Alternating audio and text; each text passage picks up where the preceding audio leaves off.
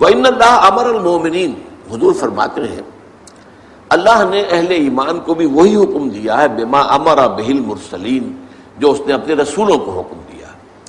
اب یہاں دیکھیے کہ حضور سورہ مومنون کی ایک آیت کوٹ کر رہے ہیں، سورہ مومنین کی آیت نمبر 51 ہے، یا ایھا الرسل کلوا من الطیبات واعملوا صالحا، اے میرے رسولو پاکیزہ چیزیں کھاؤ اور عمل نیک کرو۔ یہ عقل حلال کے ساتھ پھر اس کے بعد جو ہے وہ عمل نیک اللہ تعالیٰ کے ہاں وہ قابل قبول ہوگا۔ کلوا من الطیبات واعملوا صالحا۔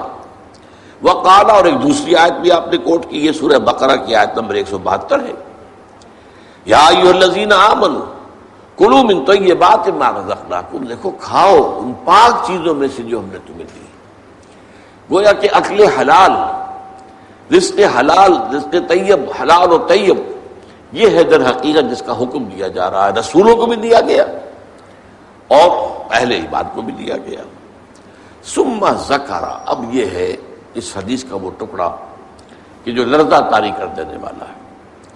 پھر حضور نے ذکر فرمایا الرجل، ایک ایسے شخص کا یطیل السفر، جو بڑا لمبا سفر کر کے آیا ہے۔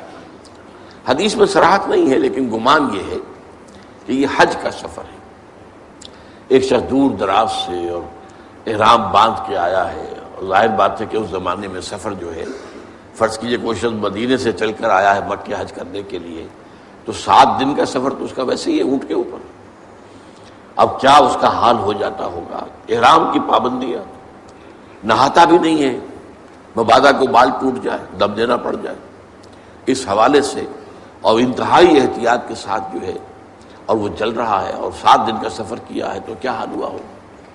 کپڑے میلے بوسیدہ، احرام میلا اور بوسیدہ ہو گیا ہوگا، بالوں کے اندر جو ہے وہ پراگندہ ہوں گے بال، اب اس کے اندر جو ہے وہ چونکہ کوئی نہ کوئی تیل ڈالا گیا، نہ خوشبو ڈالی گئی، نہ اسے انہیں جو ہے دھویا گیا، تو فرمایا ثم ذکر الرجل یطیل السفر اشعث اغبر، بال پراگندہ بھی ہے اور غبار آلود بھی ہے، اونٹوں پر سفر کیا ہے۔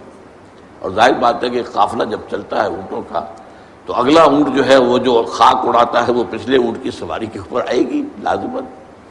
گھوڑے جب دوڑتے ہیں تو ان کے سموں سے جو اڑنے والی خاک ہے وہ ظاہر بات ہے کہاں جاتی ہے، سواروں پر بھی آتی ہے۔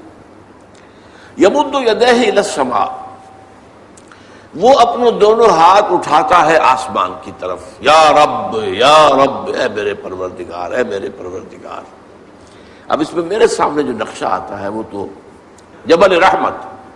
اب وہاں پہنچنے کے لیے لوگ بڑی محنتیں کرتے ہیں، اس لیے کہ وہ چھوٹی سی پہاڑی ہے، اس پر جانے کے لیے، اور وہ کہیں سب سے اونچی چوٹی پر پہنچ کر کوئی شخص ہاتھ اٹھا کر کھڑا ہے، یمد یدیہ الی السماء یا رب یا رب، یا فرض کیجئے کہ وہ بیت الحرام میں ہے، مسجد حرام میں ہے، خاص خانہ کعبہ کے سامنے پکار رہا ہے اللہ، وَمَطْعَمُهُ حَرَامٌ،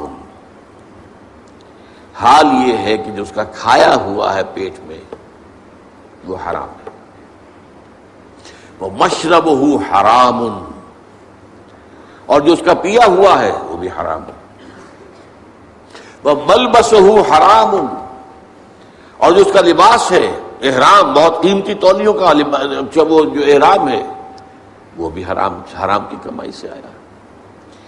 وَغُذِيَ بِالْحَرَامِ، یہ سب سے آخری ٹکڑا سب سے اہم ہے، حرام کے ذریعے ہی غذا پائی ہے اس نے، اس کا تن و توش جو بنا ہوا ہے وہ حرام کی غذا سے بنا ہوا ہے۔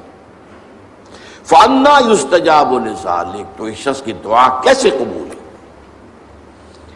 قبولیت دعا کے اندر سب سے بڑی رکاوٹ عقل حرام۔ آپ دعا کرتے رہے اللہ سنے گا ہی نہیں، انا یستجاب، کہاں سے کیسے قبول کیسے ہو؟ وہ تو تم خود اپنی اس دعا کے راستے میں سب سے بڑی رکاوٹ ہو۔ تم اپنی آمدنی کا جائزہ لو، غور کرو، اس میں کمائی کے اندر کوئی حرام تو شامل نہیں ہے، کوئی ناجائز طریقہ تو شامل نہیں ہے، کوئی براہ راست سود کا عنصر تو نہیں ہے، بالواسطہ سود جو ہے وہ تو نہ میں بچا ہوا ہوں نہ آپ بچے ہوئے ہیں، پورا ہمارا معاشی نظام جو ہے وہ سود پر مبنی ہے۔